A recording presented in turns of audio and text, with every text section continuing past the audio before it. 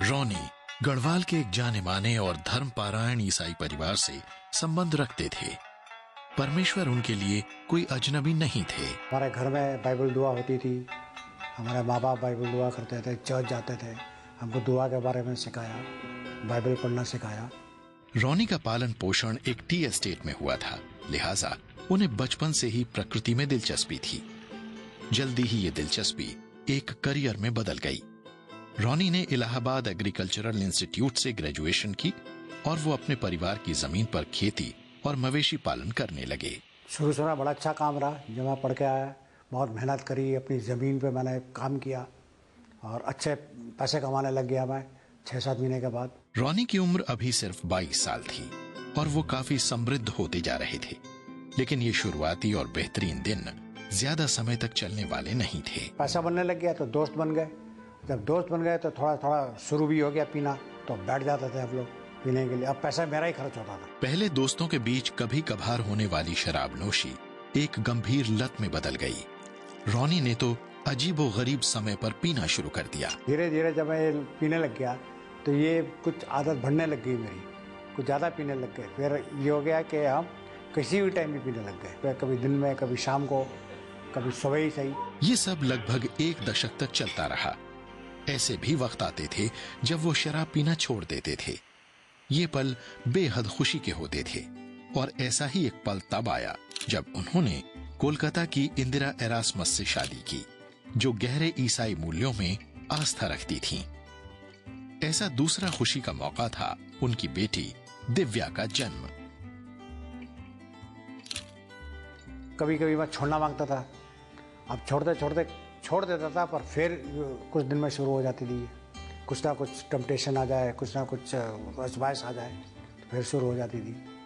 ये विचित्र बात है कि जिन दिनों शराब के साथ रॉनी का रिश्ता बना हुआ था, तब परमेश्वर के साथ भी उनके संबंध बहुत मजबूत रहे थे।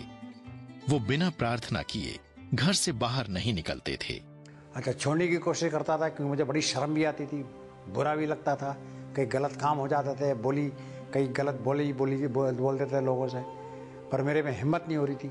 छोड़ देता था, फिर शुरू करता था, फिर हिम्मत नहीं होती थी मुझ में। तो मतलब यह था कि ईश्वर देख रहा है, पर मतलब यह है कि डर भी लगती थी, कि मतलब बुरा भी लगता था, शर्म भी आती थी, सभी कुछ होता था, पर हिम्मत नहीं हो रही थी। एक रात जब उनकी सास कैंसर के कारण बीमार थी, तो रॉनी ने खूब शराब पी। उनमें और उनकी पत्नी में इस बात को लेकर बहुत झगड़ा हुआ और 22 साल की शादी में पहली बार पत्नी ने रॉनी को एक अल्टीमेटम दिया।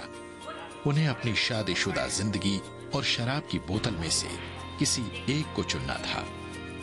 शराब के नशे में ही रॉनी अपने ससुराल से गाड़ी चलाते हुए गढ़वाल के अपने निजी घर लौट आए। पूरी तरह नशे की हालत में उन्होंने अंधेरे में 150 किलोमीटर गाड़ी चलाई और किसी तरह सुरक्षित घर पहुंच गए।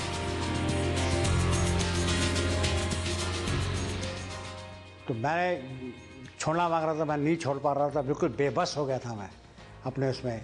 तो मैं सिर्फ खुदा के सामने, ईश्वर के सामने गया और ईश्वर के सामने अपने घुटने टेक दिए मैंने तू ही मेरी मदद कर सकता, तुझी से मैं ठीक हो सकता हूँ, मेरे में ताकत नहीं है, मगर तेरी ताकत है, तेरी सामर्थ्य मुझे इस चीज़ से बचा सकती है। रॉनी अकेले अपने कमरे में कई रात प्रार्थना करते रहे। वो जानते थे कि उनके पास ये आखिरी मौका है। उन्होंने घुटने टेक दिए और उस परमेश्वर के सामने प्रार्थना की जिसे वो अपने बचपन से जानते थे। मैं भी दुआ करने लग गया, अपने घुटना में दुआ करने लगा और इतनी ताकत से दुआ कर रहा था, अपनी आत्मा से दुआ कर रहा था कि खुदा के एक टाइम आया कि मुझसे दुआ रुकी नहीं गई और इतनी दुआ होने लगी कि जब बिल्कुल हताश हो गया मैं कि अब कोई पॉइंट नहीं है, या तो मैं ख़त्म हो जाऊँगा या मुझे खुदा बचाएगा। बिल्कुल उस पर आ गया था और बहुत ज़्यादा उसमें जब आया तो सडनली मैंने देखा कि यीशु मसीह मेरे सामने है।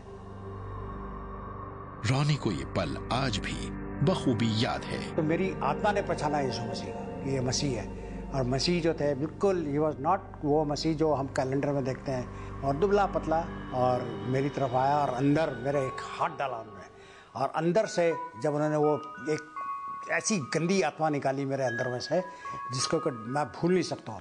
मतलब इतनी भयंकर और इतनी ताकतवर चीज़ थी वो। उसका गोल चेहरा काला बिल्कुल, और आंखें थी उसकी ऐसी गिन्नी जैसे जनी होते, और उसकी मस्कुलर इतनी मोटी गर्दन और इतना मोटा उसका ये शरीर था, मसल्स थे यार, थाइज मतलब इतने मोटी तगड़ी पतली कमर, और उसने मुझे उसकी तरह जकड़ा हुआ था, जैसे क्या होता है स्पाइडर होता है, उसकी तरह मेरे सोल को जकड़ा हुआ था उसने। उस चीज़ को जैसो मशीन ने ऐसा चीर के निकाला बाहर, अब बाहर फेंका है ना, और मैं दंग रह गया उसको देख के उस बात को। और इतनी ताकत मसीह, मतलब देखने में कुछ नहीं था पर इतनी ताकत ही है उस मसीह में, उतना वो एक वो था कि मुझे इमीडिएटली मतलब एक वो हुआ, सरेंडर मैंने किया, और एक तरह से हुआ कि एक मैं कभी इस चीज़ को अब नहीं छोड़ा। अब इतने साल हो गए मुझे इनको छोड़े हुए कि मुझे बहुत टाइम मिलेगा, अब 10-15 साल से ऊपर हो गए। जब मैं वापस देखता हूँ अपनी ज़िंदगी में, मेरी ज़िंदगी में बहुत चढ़ाव उतराव आए, कई बातें आई, कई मुसीबत आई, कई अच्छे दिन आए, पर हर चीज़ में मैंने ये देखा है कि खुदा ने मुझे कभी नहीं छोड़ा, ईश्वर ने कभी नहीं छोड़ा, वो हमेशा साथ में रहा हमारे हर चीज़ में। ये घटना 1994 में हुई थी। तब दिसंबर में रॉनी ने आखिरी बार शराब पी थी और तब से फिर कभी शराब को हाथ नहीं लगाया। आज वो अपने परिवार के साथ एक संतुष्ट और शांतिमय जीवन जी रहे हैं।